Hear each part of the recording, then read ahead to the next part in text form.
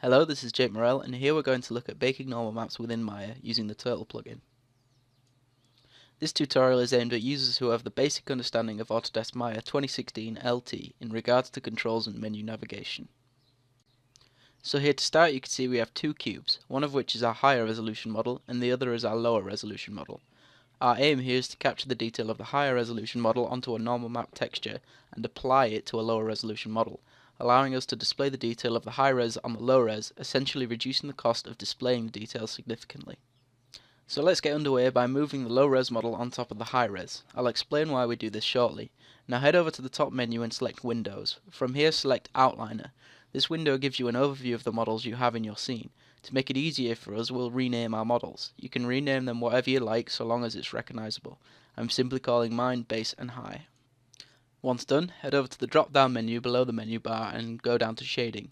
On the top of the screen you'll see a menu called Texture Baking. We want this menu, and in it you'll find Turtle Bake Layer Editor.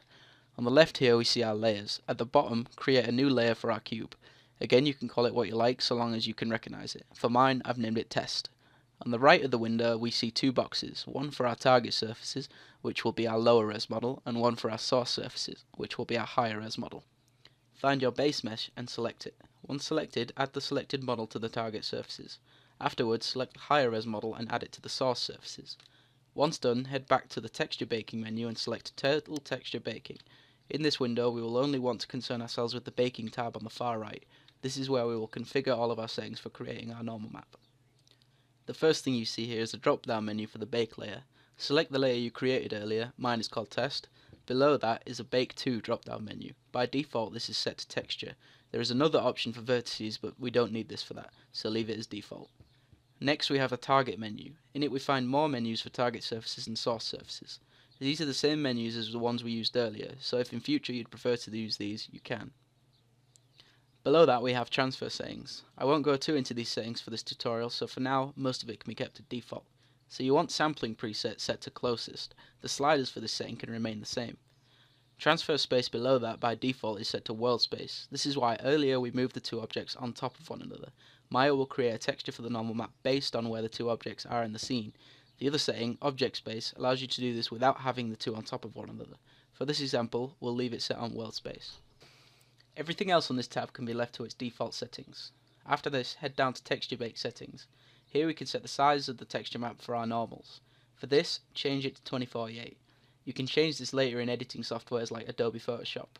Just below that, we'll want to check on conservative rasterization. This option solves problems you might have when baking triangles thinner than 1 pixel.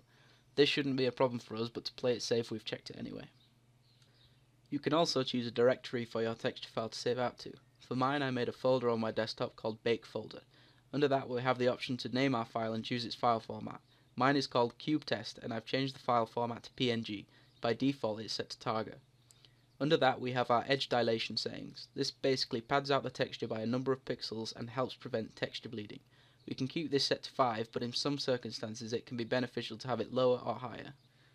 Close that tab and head down to Outputs. Open up Shader Outputs and check if there are any checkboxes ticked. If so, uncheck them. Once done, move on to the Normal Map tab. Check the box for Normal Map and look at the drop-down menu for Coordinate System.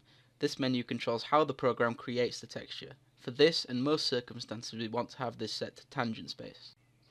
Okay, from here head on over to the top menu and from Texture Baking head down to Preview. Ignore the picture you see here for now, it's not important. What we want to do is click the icon just here. This uses all the options we've set and bakes your normal map. Depending on what you're making and the size of your file, this process could take some time, so be patient with it. So here's our result. It came out pretty well, so now it's time to apply it to our low res model. Select and hold down right click over our low res model and head down to Material Attributes. This brings up this menu on the right of the screen. If for some reason you lose this menu, simply hold right click on the object again and select Material Attributes. In the Common Attributes menu, click the checkered box at the end of the bump mapping bar. This creates a render node for us, and here we want to select File. Again it brings up another menu on the right side of the window. Under 2D Bump Attributes, select the Use As drop down menu and change this option to Tangent Space Normals. Next, click the black box with an arrow in it at the end of the bump value bar. Here we'll find our texture to apply to our object. Click the folder at the end of the image name bar. Locate the folder you saved your texture to and open it up. Don't worry if it doesn't show up right away, just head down to File Type and select All Files. So my texture was saved as cube test, so we'll select that one.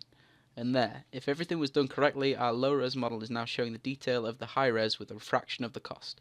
Thank you for watching.